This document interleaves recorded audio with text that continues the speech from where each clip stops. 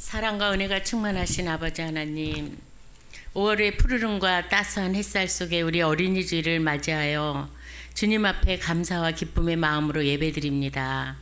주님, 이 땅의 모든 어린이들은 하나님의 가장 귀한 선물이며 하늘나라의 기쁨임을 고백합니다. 하나님 아버지, 우리 아이들 하나님의 사랑 안에서 건강하게 자라도록 도와주시고, 이 세상의 가장 안전한 품이 우리 하나님의 품임을 알게 하시고 늘 예수님을 따르는 삶을 살게 해주세요. 세상의 어둠과 유혹 속에서 믿음의 빛을 잃지 않게 하시고 선한 영향력으로 주위의 사랑을 받고 성장할 수 있도록 인도해 주세요. 하나님 아버지, 부모님과 선생님에게도 지혜와 사랑을 부어주셔서 우리 아이들의 눈높이에 맞춰 사랑을 전하고 믿음을 심을 수 있도록 함께 해주세요. 저희 부족한 환경 속에서 우리 아이들의 울음소리와 웃음소리와 행복 바이러스가 있는 더 작은 교회입니다. 주님, 우리 더 작은 교회가 다음 세대를 위한 든든한 믿음의 울타리가 되게 하셔서 우리 어린이들이 이곳에서 꿈을 키우고 주님 안에서 소명을 발견하게 해주세요.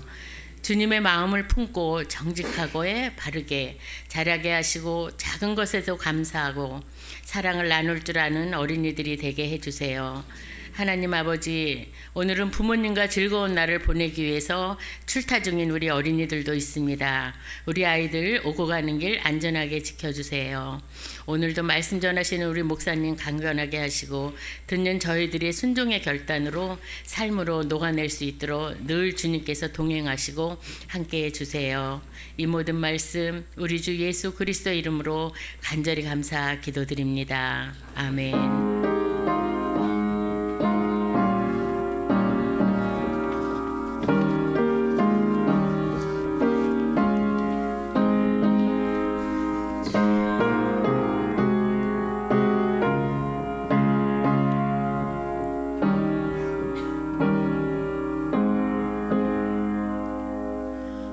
우리 옆 사람과 먼저 인사하시겠습니다. 한 주간 평안하셨습니까? 네. 오늘은 확실히 빈자리가 좀 있죠. 연휴 기간이라 가족들 같이 좋은 모임도 갖는 분들이 계셔서 이런 날 온라인이 잘 돼야 되는데 온라인이 오늘 또 송출이 안 되고 있어서 죄송하네요. 네. 녹화는 되고 있는 것 같습니다. 녹화분 올리도록 하겠습니다. 예, 오늘 말씀은 창세기 38장 1절로 11절까지 유다의 도피와 회복의 이야기입니다. 오늘 본문은 창세기 38장이 시작하는 본문인데 이 본문의 내용이 우리가 같이 교독을 하셨습니다만 이 본문의 내용이 유다 가정의 이야기인데 요셉이 애굽에 팔려간 이야기, 지난 시간에 창세기 37장 이야기에 이어지는 그 요셉의 이야기가 39장으로 이어져요. 37장에서 39장으로. 그러니까 오늘 이 본문 38장은 요셉의 이야기 중간에 껴있는 이야기예요. 그래서 이 창세기 38장은 말씀드린 대로 유다와 이 다말의 이야기인데 어찌 보면 조금 뜬금없이 요셉의 이야기 사이에 이렇게 들어와 있단 말이죠. 그래서 그만큼 사실은 이 이야기가 성경 안에서 굉장히 중요한 이야기를 다루고 있다는 겁니다. 그런데 이 내용을 겉으로만 이렇게 보면 뭐 그리 행복해 보이는 이야기는 아니에요. 조금은 씁쓸하고 또 복잡한 그런 가족사가 담겨 있는 이야기입니다. 그리고 또 후반에는 하나님의 심판에 대한 이야기가 또 강조되는 본문이기도 해서 과연 이 말씀이 뭘 의미하는 걸까 우리가 조금 고민을 해보게 되는 건데, 사실은 이 말씀 안에 깊은 하나님의 의도하심 또 은혜의 실마리가 담겨 있다는 거, 그걸 우리가 발견해낼 수 있는 그런 본문이기도 합니다. 더군다나 이 본문이 오늘 어린이 주일과 겹치고 있어서 겉모습만 보면 좀 부적절해 보이는 그런 내용들도 있지만 오히려 이 이야기를 통해서 우리가 자녀들을 향해서 어떤 메시지를 던지는 삶을 살 것인가 하는 이 물음을 다시 한번 생각해 보게 되는 그런 계기가 될 수 있기를 바랍니다. 이 정도 개념을 잡으시고 오늘 본문을 한번 읽어보시는데, 새한글 성경으로 1절에서 5절까지 먼저 한번 읽어보겠습니다. 같이 읽어보십시다. 그 무렵에 일어난 일이다. 유다가 형제들을 떠나 내려가다가 아둘람 사람이 사는 데까지 가서 자리를 잡았다. 그의 이름은 히라였다. 유다는 거기서 가나안 사람의 딸을 보았다. 가나안 사람의 이름은 수아였다. 유다는 그 딸을 아내로 맞아들여 그에게 들어갔다. 아내가 아이를 가져 아들을 낳았다. 유다가 아이의 이름을 에르라고 지어 불렀다. 아내가 또 아이를 가져 아들을 낳았다. 아내가 아이의 이름을 오난이라고 지어 불렀다. 아내가 다시 아이를 가져 아들을 낳았다. 아내가 아이의 이름을 셀라라고 지어 불렀다. 아내가 셀라를 낳을 때 유다는 그 집에 있었다. 유다의 이야기 말씀드렸는데, 유다가 누구죠? 오늘 본문에 나오는 유다가 요셉의 형제. 요셉을 웅덩이에 그냥 던져 죽이느니 차라리 요셉을 팔아 넘기자, 그래서 조금이라도 이익을 남겨보자, 이렇게 주장했던 요셉의 형, 그 유다입니다.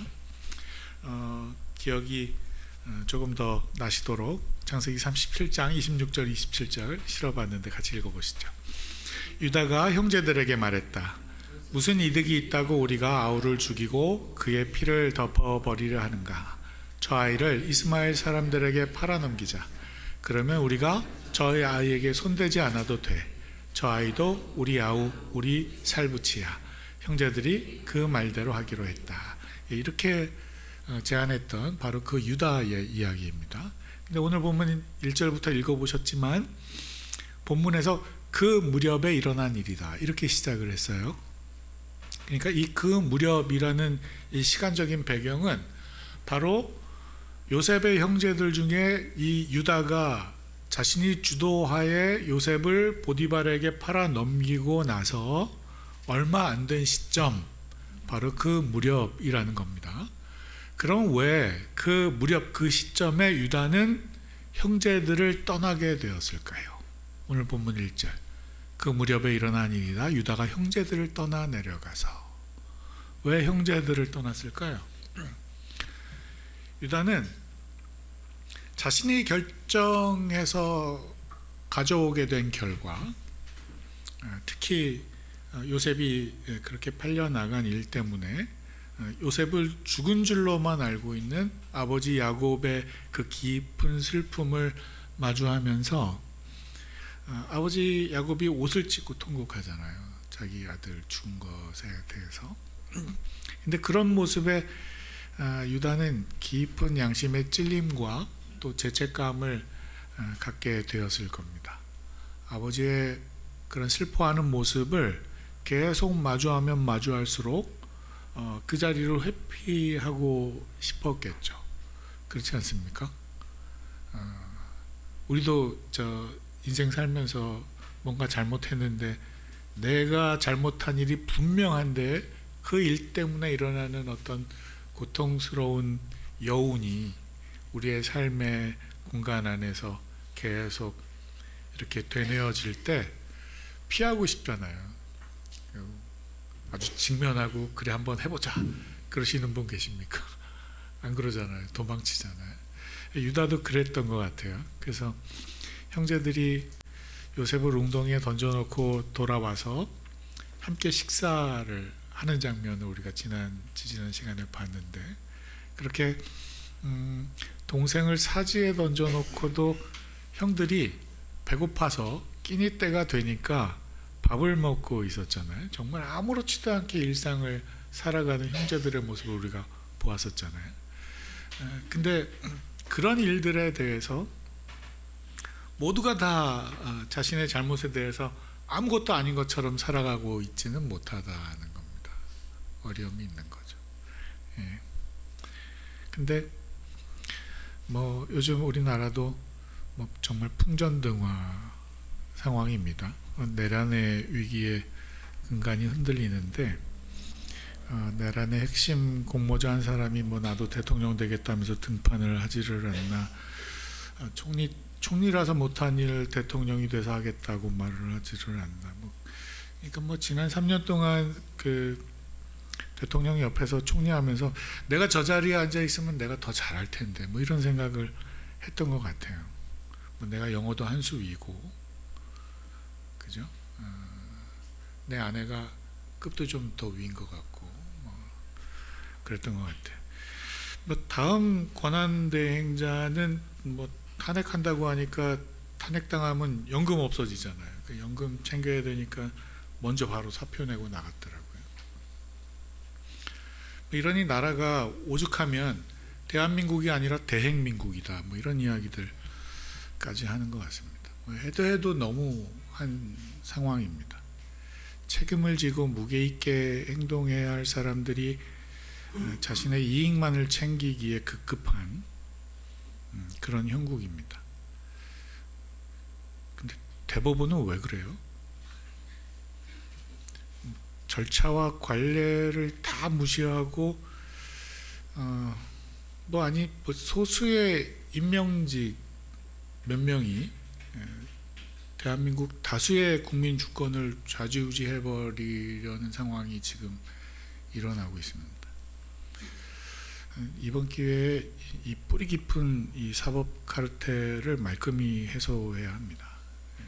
이 양심에 아무런 가책을 느끼지 못하는 이 사익 집단을 단호하게 척결해야 합니다. 고통 없이 고름을 짜낼 수는 없어요. 일정한 아픔을 각오하고 고름을 제거해야 합니다. 그래야 건강한 몸을 회복하고 다시 건강한 몸을 유지할 수 있습니다. 지금은 뭐 중도표 의식할 시점이 아닙니다. 단호하게 선악을 구분할 때는 망설임 없이 해야 합니다. 그러지 않으면 자칫 그러다가 모두가 희생당하는 수가 있어요. 12.3 계엄내란이 탄핵 가결되고 좀 종식되나 했는데 다시 사법 카르텔, 사법 쿠데타가 발효되고 있습니다. 그래서 이제 좀 저도 잠잠하려고 했는데 나라를 위해서 기도해야 돼요. 나라를 위해서 정말 그냥 나 하나, 우리 가정 하나 어떻게 될 것에 대해서 하나님 앞에 매달리는 것이 아니라 나라와 민족을 위해서 기도해야 됩니다. 나라와 민족이 없는데 내 가정, 내 안위가 어디 있어요? 나라를 위한 절실한 기도와 함께 압도적인 지지와 힘을 모아야 할 때입니다. 안 그러면 나라가 큰 혼란에 빠질 수밖에 없습니다. 상식이 통하지 않는 세상이 됐어요. 지금 예측 불허입니다. 어떻게 하다 이렇게 되는지 모르겠어요. 양심 이야기를 하다가 잠깐 정세 이야기를 했는데, 아무튼 유다는 일말 조금이나마 양심이 있었던 모양이에요. 그래서 요셉을 잃고 아버지가 슬퍼하는 모습을 매일 보기가 민망해지니까 또 이 일을 계기로 아버지를 바라보면서 자신이 한 일을 거듭거듭 생각하니까 좀 형제로서 도덕적인 그런 불편함, 또 형제 간의 신뢰는 이미 다 무너져 내린 상황이니까 더 이상 그 가족 공동체 안에서 머물러 있을 수가 없게 된 거죠. 그래서 결국 유다는 형제들을 떠나고 집을 떠나게 됩니다. 이렇게 요셉과 관련된 이 사건 이후에 유다는 하나님과의 언약 공동체에서 이탈하게 돼요. 그리고 이방 가나안 사람의 딸과 결혼을 하게 됩니다.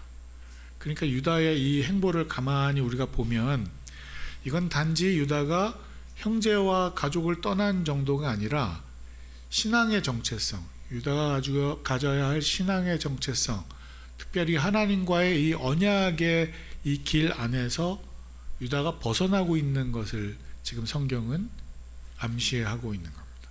조금 정리를 해보자면 유다는 가나안 사람의 딸과 결혼을 해서 아들 셋을 낳아요. 그 이름이 엘, 새 한글 성경에는 에르라고 이렇게 풀었는데 엘, 오난, 셀라 이렇게 세 아들을 낳습니다. 그런데 서두에서 말씀드린 대로 이 유다의 가족사가 조금은 씁쓸하고 이 불행한 내력이 있는 그런 걸 우리가 보게 되는 것이, 유다의 아들들이 첫째, 둘째, 엘, 오난이 제명대로 살지를 못해요. 우리가 한번 보시면 오늘 보면 6절에서 10절까지입니다. 같이 읽어보겠습니다. 유다는 맏아들 에르를 위한 신부감을 맞아들였다. 그의 이름은 다말이었다. 유다의 맏아들 에르는 여호와께서 보시기에 악했다. 그래서 여호와께서 그를 죽이셨다. 유다가 오난에게 말했다. 너의 형수에게 들어가렴. 형수와 결혼하여 너의 형에게 자식이 생기게 하렴.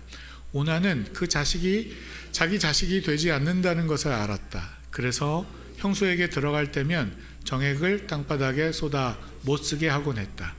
형에게 자식이 생기지 않게 하려 한 것이다. 오난이 한 짓이 여호와 보시기에 악했다. 그래서 오난도 죽이셨다. 그렇죠?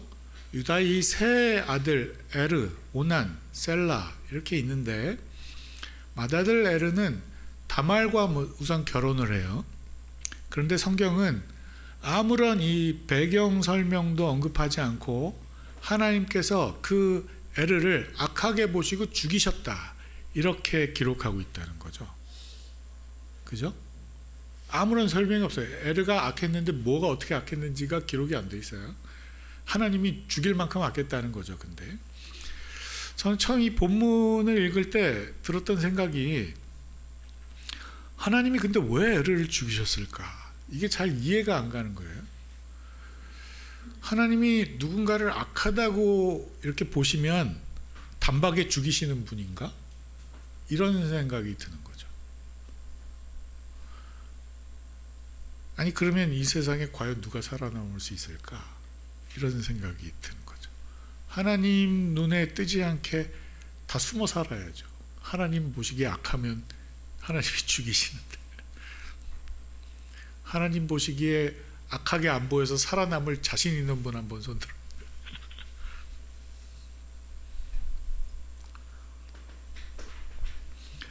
더구나 이름이 에르예요.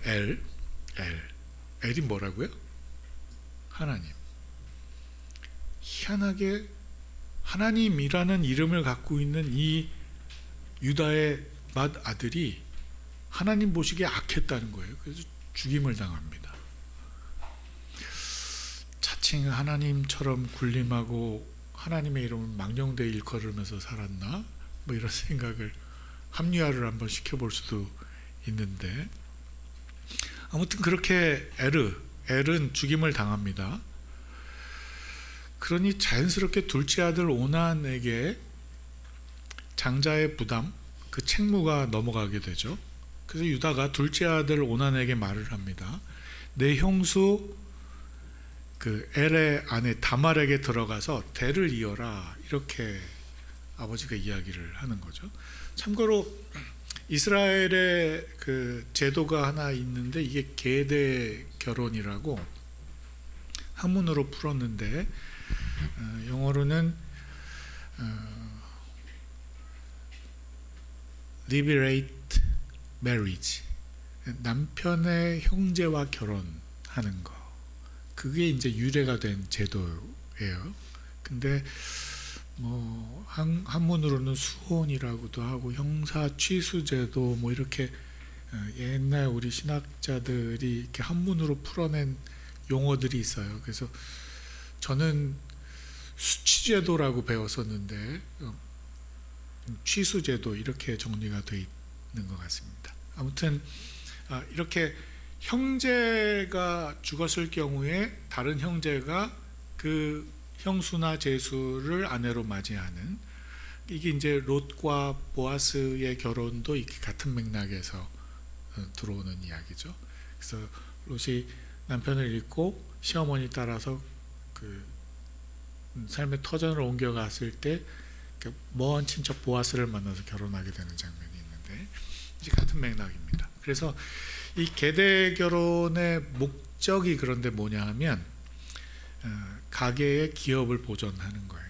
한 가정을 존속시켜내는 일을 하는 거죠.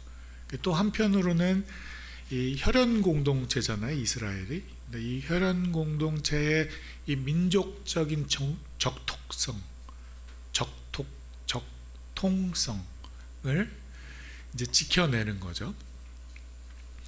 그래서 공동체 정신을 지키고 또 형제를 사랑하는 마음, 그게 이제 이 제도 안에 담겨 있는 건데, 지금 우리가 생각하기에는 조금 이제 우리의 문화하고는 다르니까 이질감이 들지만, 당시의 이스라엘에서는 이것이 굉장히 큰 헌신적인 그런 민족을 지켜내는 제도 가운데 하나였다는 겁니다. 그리고 무엇보다도 영적인 의미가 있는데, 여호와께서 이스라엘에게 이 계대 결혼 제도를 허용하신 이유는 일찍이 하나님께서 아브라함과 맺으셨던 언약이 있잖아요. 내가 내 자손으로 땅에 틱을 갖게 하겠다, 이렇게 말씀하신 이 하나님의 약속을, 그런데 이스라엘이 자손, 이 후자를 이어가지 못하게 되면, 이 대가 끊기게 되면, 이 가문이 문을 닫게 되면 이 여호와의 약속이 깨져버리는 거잖아요. 그래서 이런 불상사가 일어나지 않게 하려고 이스라엘에서 계대 결혼을 통해서 이런 사태를 방지하는 거죠. 근데 이게 꼭 그 절대적인 강제 규정은 아니었다는 겁니다. 오늘 본문에서는 이렇게 무조건 동생이 형수를 맞아들여야 하는 것처럼, 이렇게 꼭 무조건 해야 되는 의무조항처럼 이렇게 읽혀지지만, 신명기 말씀을 보시면 본인이 원하지 않을 경우에는 거부할 수도 있는 그런 이제 방법이 있었어요. 이때 두 사람이 공식적인 절차를 거쳐서 그 성읍의 장로들의 인준을 받으면 이 취소 제도를 하지 않아도 되는 거예요. 대신에 조금의 일말의 모욕은 조금 당해야 되는 그런 일들이 있었는데, 우리가 말씀을 한번 확인을 해보시면 신명기 25장 7절에서 10절까지입니다. 읽어보시겠습니다. 그런데 죽은 남편의 형제가 죽은 사람의 아내를 맞아들이고 싶어 하지 않는다고 합시다. 그러면 죽은 사람의 아내는 성문에 있는 원로들에게 가서 이렇게 말하도록 하십시오. 남편의 형제가 남편의 이름을 이스라엘에 살려두려고 하지 않습니다. 형제로서 마땅히 할 일을 나에게 해주지 않으려고 합니다. 그러면 그 도시의 원로들은 그를 불러서 타이르도록 하십시오. 그런데도 그가 마음을 바꾸지 않고 말하기를 저는 형제의 아내를 맞아들이고 싶지 않습니다 한다고 합시다. 그러면 죽은 사람의 아내가 그에게 다가가서 원로들이 보는 앞에서 그의 발에서 샌들을 벗겨 맨발이 되도록 하십시오. 그리고는 그의 얼굴에 침을 뱉고는 이렇게 말하십시오. 자기 형제의 집을 세우지 않으려는 사람에게는 이처럼 해야 합니다. 그러면 이스라엘에서는 그의 이름을 맨발 집안의 사람이라 할 것입니다. 그래서 이 공동체의 책임을 거부하고 회피하는 사람을, 그러니까 일종의 일컫는 용어가 있었다는 거죠. 맨발 집안의 사람, 이렇게. 이게 일종의 욕인 거죠. 그러니까 그래서 이런 걸 가리켜서 할리트사 의식 뭐 이렇게 불렀다고 하는데, 이런 우리가 장면을 좀 통해서 신명기나 이 창세기의 이 장면들을 통해서 당시 이스라엘 사회에서 형제의 이 가문과 기업을 보전해 주는 일이 얼마나 중요한 일인가, 그 얼마나 이게 민족의 아주 포기할 수 없는 일인가, 이거를 우리가 알 수 있는 거죠. 그래서 이 계대 결혼의 이 근간은 형제사랑이에요. 공동체 정신, 형제사랑. 지금 우리는 이해하기 조금 어려운 이제 그런 근간을 갖고 있는 겁니다. 그러니까 다시 본문으로 돌아와서 이 야곱의 자녀들, 오늘 보고 있는 이 야곱의 자녀들, 유다를 포함한 이 형제들은 요셉을 일단 웅덩이에 집어던지고 죽이려고 했던, 그리고 보디발에게 팔아넘긴 이 형제들에게는 이 아주 중요한 가치, 이 형제의 사랑, 이 공동체를 지키는 의식, 이게 완전 무너져 있는 가정이구나 라는 것을 우리가 확인하게 되는 거죠. 이어서 보시면, 그런데 오나는 아버지 이 야곱이 형수 이 다말을 책임지라는 이 요구에 내가 다말과 함께 동침하고 다말에게서 태어나는 아들이 내 아들이 되지 않는다는 것, 자신을 대신하는 아들이 되지 않는다는 것을 알아서, 그게 싫어서 체외 사정을 하게 되는 겁니다. 그런데 이 점을 또 하나님께서 악하게 보시고, 정확히 성경 문구를 보자면 오난이 한 짓이 여호와 보시기에 악했다. 그래서 오난도 죽이셨다는 겁니다. 그런데 오해하지 말으셔야 하는 것이, 여기서 오난이 한 짓은 여호와 하나님께서 악하게 보신 바로 이 일은 오난이 체외사정한 것을 말하는 게 아니라 이스라엘의 오랜 전통인 형제의 가문과 기업을 보존하는 이 일을 아무런 공식 절차도 없이 성읍 장로들의 인준도 받지 않은 채 나는 그 일을 지키는 것처럼 하면서 거부해 버렸다는 거예요. 이게 오난이 한 짓, 하나님이 악하게 보신 일이라는 겁니다. 그냥 단순히 행위를 일컫고 있는 것이 아니라 이 맥락을 말씀하는 거죠. 그래서 오난은 형제와의 이 계대 결혼을 거부하고 형의 이름을 이을 그 자녀를 일부러 만들지 않아서 하나님으로부터 죽임을 당합니다. 그래서 결국 어떻게 되나요? 오늘 보면 11절 같이 읽어보겠습니다. 유다가 자기 며느리 다말에게 말했다.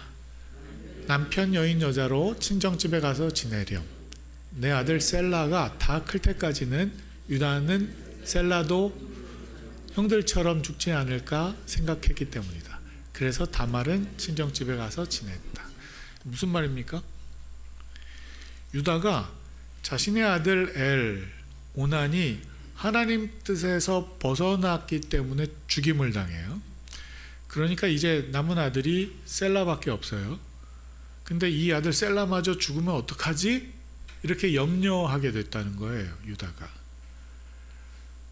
셀라가 이제 둘째 아들 오난을 대신해서 이 셋째 아들 셀라가 여기서도 대행해서 다시 다말과 계대 결혼을 해야 되는 순서잖아요.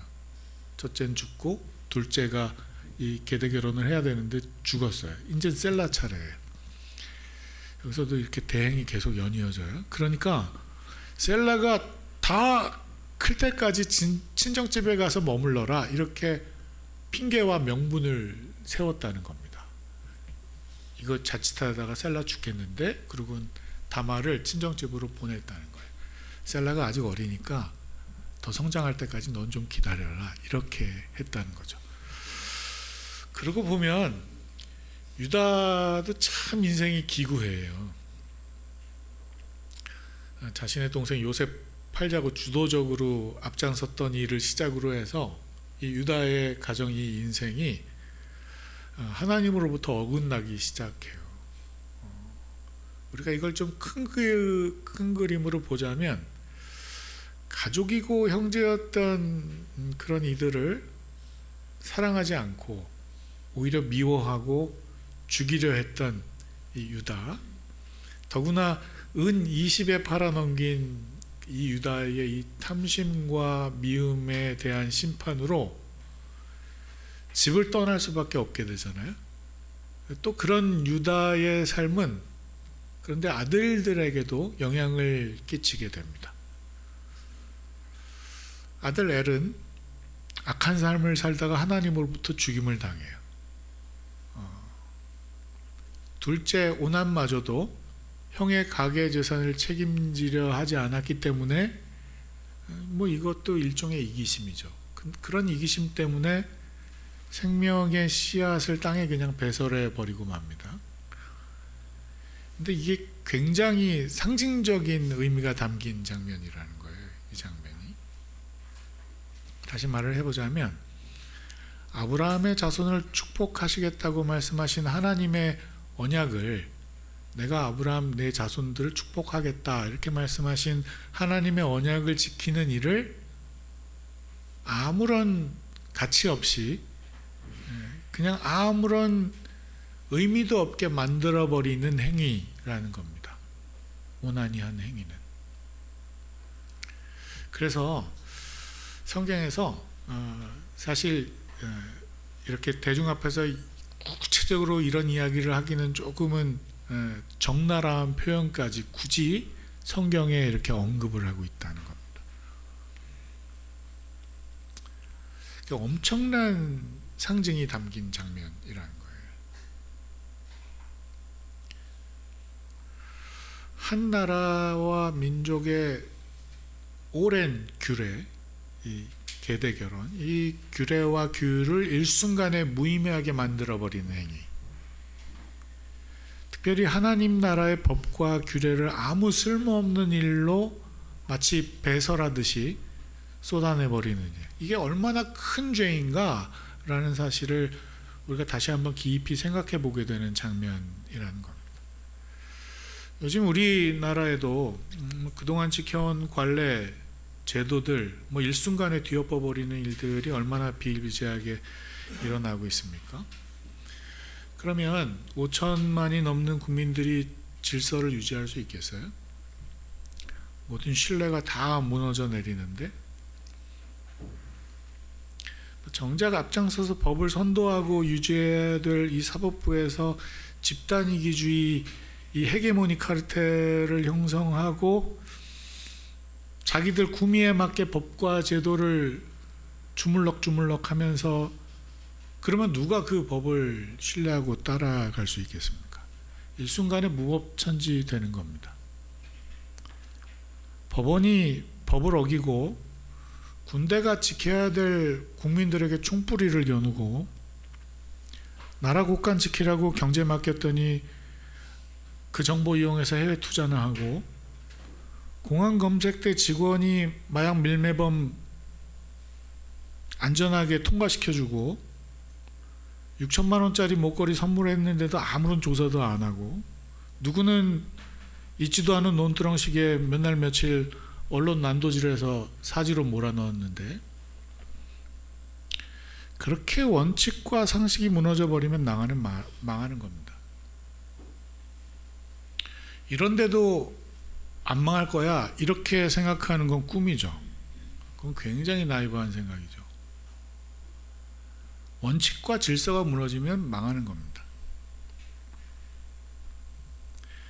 여호와께서 생명을 빼앗아 가실 정도로 악하다고 보시는 것, 그것이 바로 모두가 따르는 사회 원칙과 질서를 무너뜨리는 행위였다는 것을 오늘 본문을 통해서 기억하셔야 되는 겁니다. 오늘 본문은 여기까지인데 내용을 좀 정리를 해보자면, 유다는 자신의 동생 요셉을 팔고 그 집을 떠나서 가나안 여자와 결혼을 합니다. 근데 이건 하나님 언약의 길에서 이탈한 그런 상징적인 행동이라고 말씀을 드렸습니다. 그리고 이후에 가정사가 점점 더 꼬이기 시작하는데, 유다는 아버지 야곱처럼 자녀들을 제대로 양육하지를 못해요. 신앙을 계승시키지를 못합니다. 그 결과 자녀들 엘, 오난, 하나님 기준 앞에 설 수 없는 그런 자녀로 성장하게 되죠. 물론 다 그렇지는 않습니다만 대부분의 경우 부모의 삶은 자녀들에게 아주 지대한 영향을 끼칩니다. 그런데 그렇게 막 산 부모라고 하더라도 자녀들 보고 너도 나처럼 막 살아라 그러는 부모가 어디 있겠어요. 다 잘 살으라고 교육하죠. 누구나 다 잘 되라고, 자녀들 잘 되라고 말합니다. 그러나 자녀들은 부모의 말보다는 부모의 삶을 보고 판단합니다. 그래서 무서운 겁니다. 부모는 자녀의 거울과 같은 존재들입니다. 그래서 오늘 본문에서 유다의 가정이 우리에게 보여주는 교훈을 놓치지 말아야 돼요. 보세요. 엘은 구체적인 죄가 언급되지 않고 있지만 여호와 보시기에 악하다, 이렇게 아주 단언하고 성경이 기록하고 있습니다. 그러니까 엘은 그냥 단편적인 어떤 악한 죄 뭐 이런 걸 저지르는 사람이 아니라 그의 인격이 하나님 앞에서 아주 부패한 사람이다 라고 단언하는 겁니다. 오나는 계대 결혼의 의무를 의도적으로 회피하면서 가족과 하나님에 대한 책임을 거부해 버립니다. 그 책임으로 오난 죽게 돼요. 여기서 죽음은 하나님이 단순히 오난을 그냥 뭐 내 말 듣지 않네 하고 보복하는 것이 아니라 가정과 공동체를 병들게 하는 이 죄의 유전, 이 다음 세대로 이어지지 않게 하려는 하나님의 아주 단절 선언이라는 겁니다. 이처럼 하나님은 단호하게 가정을 무너뜨리는 죄에 대해서 경고하십니다. 그리고 오늘 그래서 본문은 이 시대를 살아가는 우리 이 부모 세대들이 다음 세대를 위해서 우리가 어떻게 살아야 되는가, 우리의 이 죄의 흐름을 멈추는 것이 얼마나 중요한가, 그걸 말씀하시는 장면. 끝으로 다말이 사실은 이 말씀을 제가 여러분이 좀 기억할 수 있도록 남기려고 마지막에 넣었는데, 다말이 시아버지인 유다의 말에 따라서 친정집에 가잖아요. 그래서 셀라, 이 마지막 아들, 자기 남편의 막내 동생, 이 셀라가 성인이 될 때까지 기다리라고 하잖아요. 근데 다음 시간에 보시겠지만 결국 이 이야기의 끝은 다말이 시아버지 유다와 아이를 낳게 됩니다. 셀라가 아니라 시아버지와 결혼은 아니고 아이를 낳게 돼요. 그 베레스하고 세라흐를 두 아들을 낳게 돼요. 그리고 이 다말과 시아버지 유다가 이 계대 결혼을 통해서 다음 주에 봅시다. 하여튼 나서 태어난 이 베레스, 이 둘 사이에 태어난 이 베레스가 대를 거듭해서 메시아가 태어나요. 핵심, 다말과 유다 사이에서 태어난 이 베레스가 대를 거듭하고 메시아가 태어나요. 예수님의 족보가 그렇게 이어져요. 우리 마태복음 예수님의 족보 1장, 마태복음 1장 1절에서 3절까지 읽어보시겠습니다.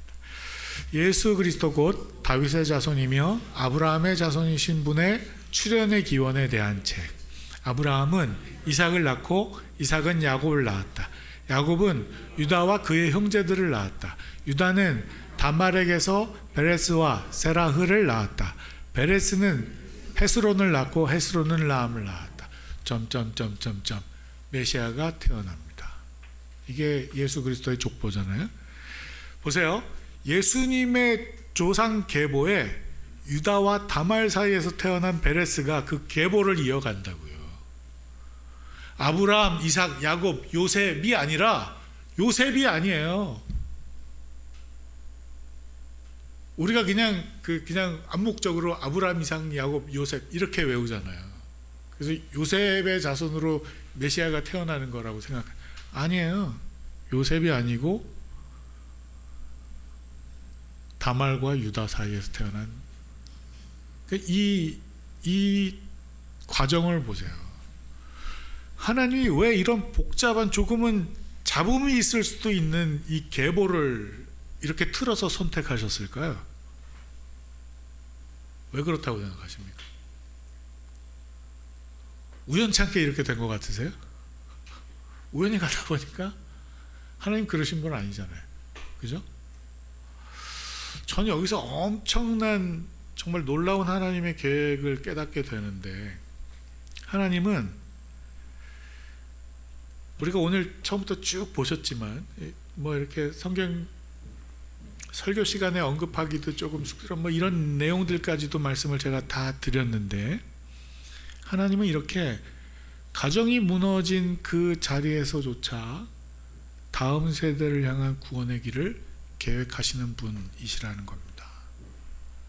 일부러 그 계보를 선택하고 계시다는 겁니다. 그래서 특별히 오늘 어린이 주일인데, 우리 부모 세대는 자녀가 하나님 앞에서 나아갈 수 있도록 우리 자녀들이 하나님의 은혜 가운데 나아갈 수 있도록 믿음의 유산을 남겨야 돼요. 아이들이 자라날 수 있는 신앙의 환경을 가꾸는 거, 그건 부모들의 책임입니다. 그걸 어디서 배우겠어요? 하나님은 그런데 우리보다 다음 세대에 더 마음이 있으신 것 같아요. 그래서 유다의 이 실패 속에서도 형제를 팔아먹고 가족과 함께 살 수도 없어서 집을 떠나고 고향을 떠나서 이방 여인과 결혼을 하는 이 거듭된 이 유다의 일상의 이 실패 속에서도 베레스를 통해서 하나님이 희망을 이어가신다고요. 메시아가 태어나게 하신다고요. 이거 정말 할렐루야 아닙니까? 저와 여러분에게도 희망이 있다고 말씀하시는 거예요. 우리가 오늘 아이들을 축복하고 뭐 선물 나눠주는 거 뭐 그 이상으로, 그래서 정말 중요한 질문이 이겁니다. 우리 아이들이 자라는 동안 우리는 과연 어떤 신앙의 가정, 어떤 믿음의 공동체를 본보기로 보여주고 살 것인가 하는 것입니다. 유다의 이 이야기는 그래서 우리에게 경고처럼 들려요. 그러나 동시에 아무리 어두워 보여도 하나님은 그 어두운 이 가족사 안에서도 구원의 줄기를 이어가시는 희망을 우리에게 보여주신다는 거죠. 사랑하는 성도 여러분, 우리는 어쩔 수 없이 이 땅에서 때묻고 실수합니다. 그래서 하나님으로부터 자꾸 숨으려고 하고 자꾸 도망치고 하나님을 회피할 때가 얼마나 많은지 모릅니다. 그런데 그런 우리를 하나님께서 끝까지 찾아오시는 거예요. 내가 너를 위해 피 흘려 목숨을 다했다.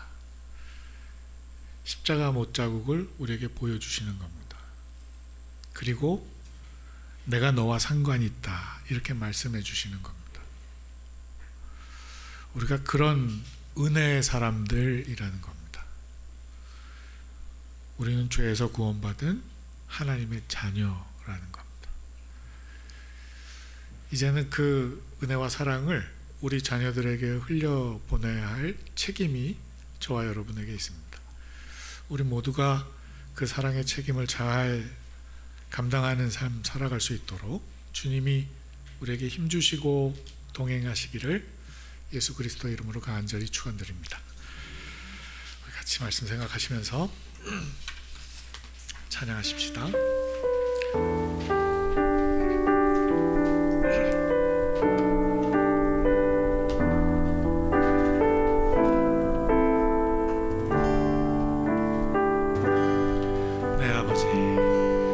내 아버지 그 품 안에서 내 영혼은 안전합니다. 주 손길로 내 삶을 안으시니 않으시니 그 평강이 나를 덮습니다. 다시 한번 내 아버지 내 아버지 그 품 안에서 내 영혼은 안전합니다. 주 손길로 내 삶을 안으시니 그 평강이 나를 덮습니다. 나 비록 넘어지면 흔들리지만 주 내 안에 거하며 나를 붙드시니 내 생각을 주께로 돌리고 주시는 평강의 옷을 입습니다. 주 약속 안에서 내 영혼 평안해 내 뜻보다 크신 주님의 계획 나 신뢰해 두려움 다 내려놓고 주님만 의지해 주 안에서 내 영혼 안전함 주 약속 안에서 주 약속 안에서 내 영혼 평안해 내 뜻보다 크신 주님의 계획 나 신뢰해 두려움 다 내려놓고 주님만 의지해 주 안에서 내 영혼 다시 한번 주 약속 안에서 주 약속 안에서 내 영혼 평안해 내 뜻보다 크신 주님의 계획 나 신뢰해 두려움 다 내려놓고 주님만 의지해 주 안에서 내 영혼 안전함 주 안에서 내 영혼 주 안에서 내 영혼 안전합니다. 주 안에서 내 영혼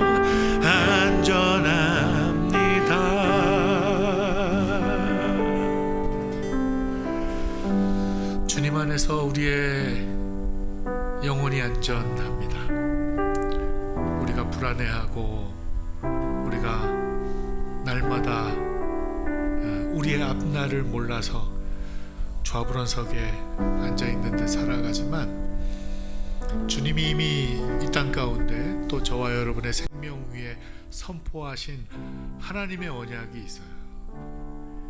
내가 너를 지키겠다 말씀하시는, 내가 너에게 참 생명을 허락하시겠다고 말씀하신 하나님의 불변의 영원한 약속이 있습니다. 우리가 이 약속을 기억하고 믿고 살아가는 자가 되어야 합니다. 우리는 주님의 자녀이기 때문입니다. 이 복음이 우리 가운데에서 날마다 믿음으로 든든히 고백되어질 수 있도록 우리가 주님 앞에 기도하며 나아가는 것, 그것은 우리가 잘하고 있기 때문이 아니에요. 유다처럼 거듭거듭 실패하고 거듭거듭 이 땅에 죄를 쏟아내는 사람들이지만 그런 유다를 포기하지 않고 그의 씨를 통해서 메시아가 이 땅에 오게 하시듯이 주님께서 저와 여러분의 삶을 통해서 하늘의 구원과 영생과 생명이 어떤 것인지를 이 땅 가운데 꼭 보여주실 것입니다. 이 믿음을 갖고 우리가 오늘 하루도 또 살아가는 저와 여러분 되실 수 있기를 바랍니다.